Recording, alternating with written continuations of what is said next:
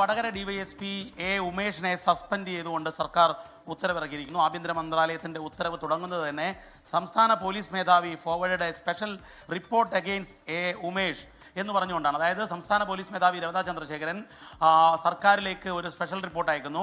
ആ റിപ്പോർട്ടിൽ വളരെ കൃത്യമായി തന്നെ ഇൻഡിസിപ്ലിൻ അതുപോലെ ഇമ്മോറൽ ആക്ടിവിറ്റിയുമായി ബന്ധപ്പെട്ട് ഒരു CIയുടെ ആത്മഹത്യ നടന്നു. ഒരു inspector of police SHO Cherpulassery police station Binu Thomas ആത്മഹത്യ ഉണ്ടാകുന്നു. ആത്മഹത്യയ്ക്ക് ശേഷം ഒരു ആത്മഹത്യ കുറിപ്പുണ്ടാകുന്നു.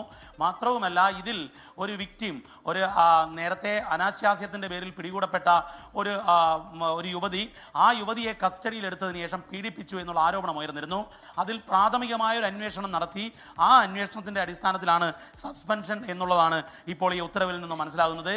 അതായത് ഈ യുവതി കൃത്യമായി CIക്കെതിരെയും DYSPക്കെതിരെയും മൊഴി നൽകി എന്നുള്ളതാണ് ഈ സസ്പെൻഷന്റെ കാരണം. അതായത് വടകര DYSP ആയ എ ഉമേഷ് അവിടെ പാലക്കാട് CI ആയിരുന്ന കാലത്ത് 13 വർഷം മുമ്പ് നടന്ന ഒരു സംഭവത്തിലാണ് ഇപ്പോൾ സസ്പെൻഷൻ വന്നിരിക്കുന്നത്.